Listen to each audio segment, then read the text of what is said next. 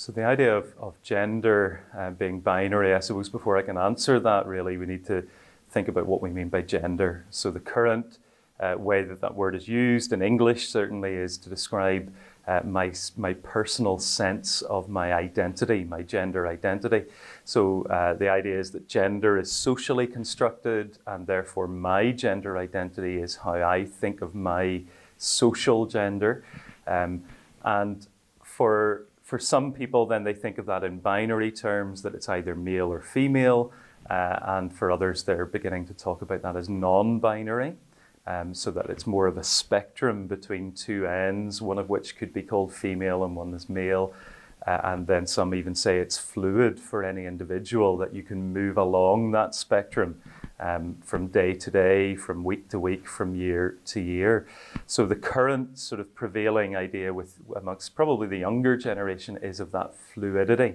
And there have been some celebrities who have endorsed that and talked about their own gender fluidity. But that rests on the idea that the real me is the inner me, the me of my emotion, of my thinking, of my feeling, and that doesn't necessarily connect with my body. So if we're asking to what degree is sex, biological sex, binary, in other words, our bodies, well, actually, yes, they are binary. There are only two sexes.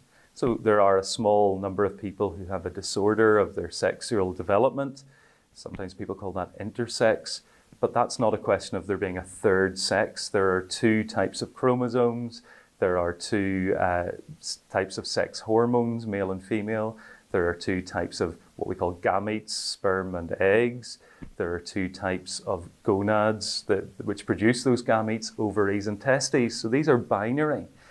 And so we can only say gender is non-binary if we're saying that it's completely removed from the physical reality of our bodies.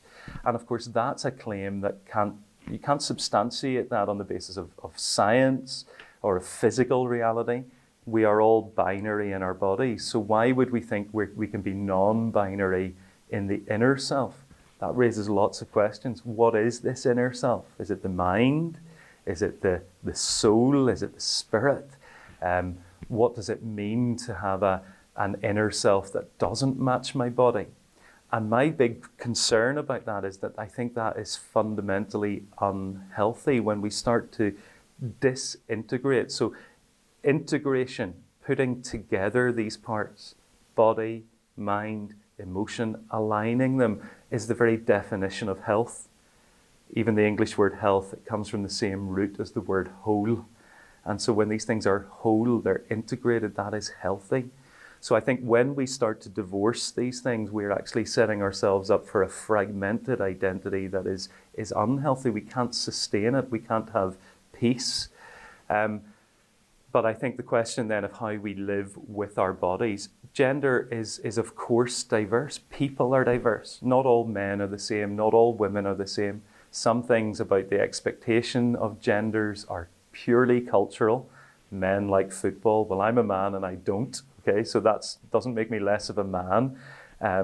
These are just cultural stereotypes.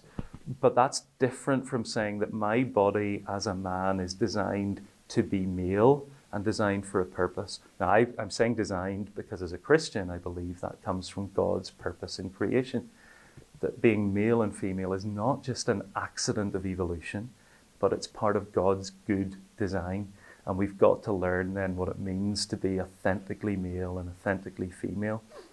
When we kind of have this fluid idea, I think it leads to confusion, but it has no coherent values or worldview behind it.